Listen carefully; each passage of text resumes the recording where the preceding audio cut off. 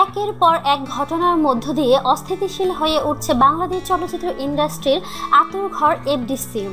সাম্প্রতিক বেশ কিছু কর্মকাণ্ডে এখন তুমুল বিতর্কের মুখে পুরো ইন্ডাস্ট্রি।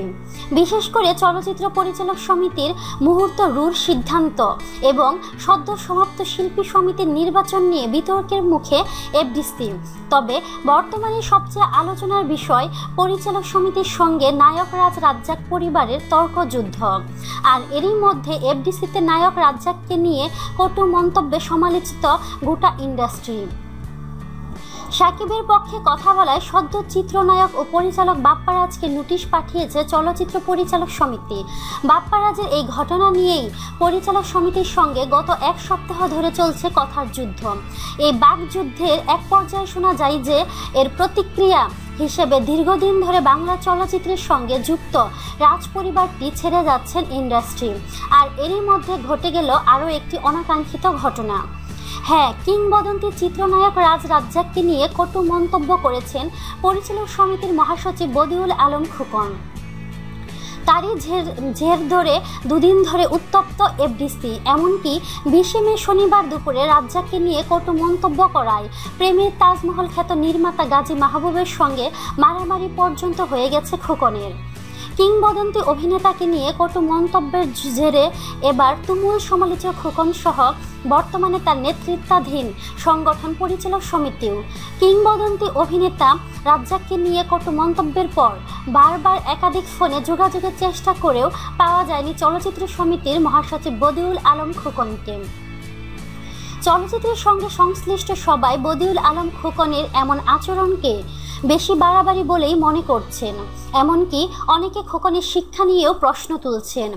যে অভিনেতার সঙ্গে এফডিসির নামটি জড়িত তাকে উদ্দেশ্য করে কিভাবে কটু মন্তব্য করতে পারেন খোকন?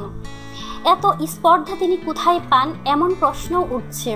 পরিচালক সমিতির সাম্প্রতিক কাণ্ডে যারা চুপ করেছিলেন, বিশেষ করে শাকিব খানকে নিষিদ্ধ করা, তরুণ নির্মাতা শামীম আহমেদ রনিকে বহিষ্কার এবং বাপ্পা রাজকে নোটিশ পাঠানোর মতো একের পর এক স্পর্ধাসুলভ ঘটনাগুলো ঘটার পরও যারা চুপ করেছিলেন তারাও নায়ক রাজ্জাককে নিয়ে সমিতির মহাসচিবের কটু মন্তব্যে মুখ খুলছেন।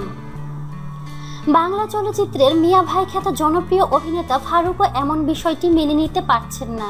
তিনি মনে করেন নায়ক রাজ্জাকের মতো মানুষদের হাতেই গড়ে উঠেছে এফডিসি, তাদের নিয়ে কোনো ধরনের মন্তব্য করাই উচিত নয়। অন্যদিকে নায়ক রাজ রাজ্জাককে নিয়ে এমন বাজে মন্তব্য করায় চুপ থাকতে পারেননি দেশের সুপারস্টার অভিনেতা শাকিব খান। এমন ঘটনাকে ঔদ্ধত্যপূর্ণ আখ্যা দিয়ে এই অভিনেতা বলেন, এই ইন্ডাস্ট্রিতে আমরা কি এজন্য সংগঠন করব যে সংগঠন আমার সিনিয়র আমাদের নায়ক রাজকে অসম্মান করার ধৃষ্টতা দেখাবে? আমি সত্যিই হতবাক ক্রমাগতভাবে এফডিসির এই চেহারা চরিত্র দেখে। নায়ক রাজকে নিয়ে এমন ঔদ্ধত্যপূর্ণ আচরণ এদেশ মেনে নেবে না। রাজ্জাককে নিয়ে মন্তব্য করায় হতাশ চিত্রনায়ক ওমর সানিও। তিনি রাজ্জাক ও স্ত্রী মৌসুমীর সঙ্গে একটি ছবি শেয়ার করে ফেসবুকে লেখেন, নায়ক রাজ রাজ্জাকের অবদান যদি আমাদের চলচ্চিত্রে না থাকে তাহলে এই চলচ্চিত্রে আমি, মৌসুমী ও অন্যরা কে? সরি, আমাদের শিক্ষার প্রয়োজন আছে। গত শনিবার দুপুরে পরিচালক সমিতির মহাসচিব বদিউল আলম খোকনের সঙ্গে আড্ডা দিচ্ছিলেন প্রেমের তাজমহল খ্যাত নির্মাতা গাজী মাহবুব।